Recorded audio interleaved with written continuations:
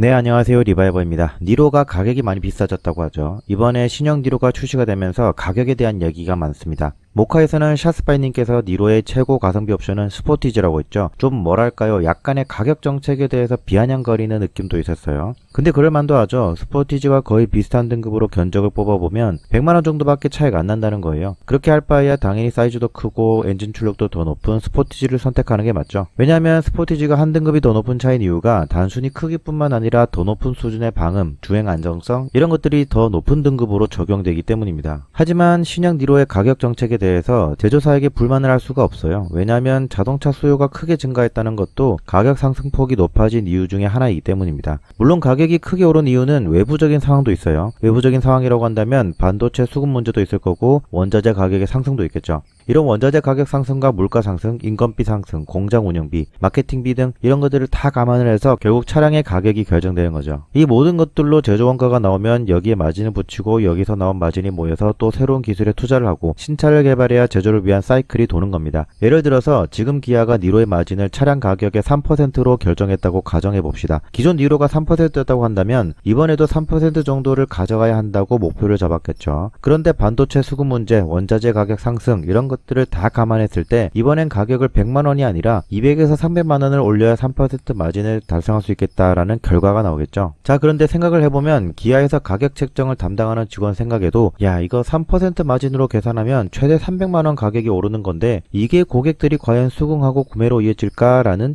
이런 고민을 할 거란 말이죠. 왜냐면 제품은 정말 잘 만들었는데 가격 책정 때문에 차량 판매 실적이 안 좋다는 기사가 나오거나 실질적으로 그런 소비자들의 피드백이 있다고 한다면 그 직원 입장에서도 난처해지는 거란 말이죠. 예전에 그랜저보다 한 등급 위라고 아슬란이 나왔을 때도 분명 상품성은 좋았는데 3년 2개월 만에 고배를 마시고 단종했죠. 애매한 포지션도 그렇지만 가격이 제네시스랑 크게 차이 나지 않는다는 점도 판매 실적 부진에 영향이 있었다는 점을 감안하면 가격 책정을 하는 직원에게 있어서 이번 니로의 가격 책정은 특히나 부담이 컸을 겁니다. 결국 가격이 크게 높아져서 판매 실적이 안 좋아지면 안 되니까 마진을 2%까지 낮추더라도 가격 상승폭은 최소화해야 된다. 그러니까 100에서 200만원 오르는 선으로 그쳐야 된다. 이런 의견도 있었을 거예요. 하지만 이걸 완전히 다 뒤집어 버린 게 최근에 현대기아 제네시스 거의 대부분의 신차들이 너무나도 잘 팔린다는 거예요. 그런 분위기가 야, 이렇게 서로 앞다퉈서 차를 구매하고 있는데 게다가 반도체 수급 문제 때문에 소렌토 하이브리드는 13개월을 기다려야 하는데 그걸 기다리고서라도 사겠다는 사람들이 줄을 서고 있단 말이지. 그럼 니로도 하위 등급의 기존에 없던 옵션들 몇 개 추가해서 200만원 내외로 올려도 사지 않을까? 그런 심리가 더 강하게 작용했을 거란 말이죠. 게다가 니로는 참 신기한 게 16년도 출시부터 21년까지 매년 2만 대 내외로 꾸준히 팔리는 차량이었어요.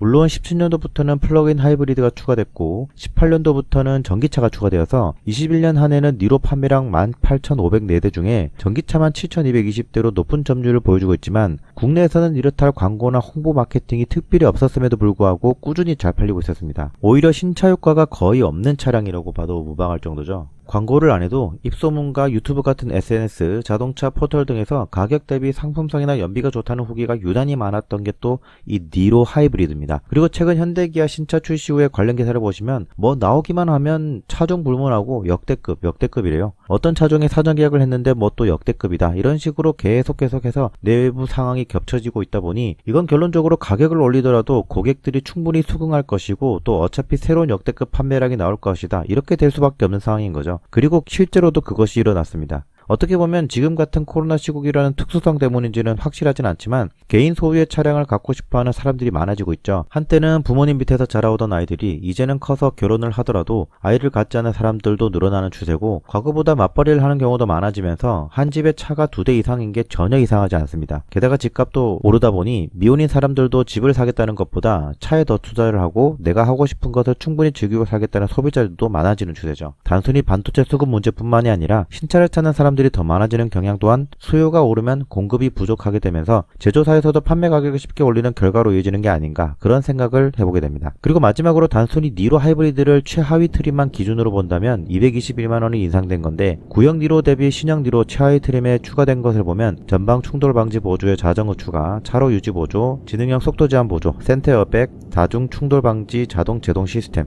하이패스 시스템, 전자식 파킹 브레이크, 운전석 세이프티 파워 윈도우 이렇게 한두 개가 아니기 때문에 때문에 물가 상승분과 세련된 디자인, 3세대 플랫폼 등을 포함한다면 전혀 이해할 수 없는 수준의 가격 인상은 아니라고 봅니다. 지금까지 니로 하이브리드의 가격에 대한 이야기를 해봤는데요. 영상을 보신 분들의 생각은 어떤지 댓글로 달아주시기 바랍니다. 저는 지금까지 리바이버였습니다. 감사합니다.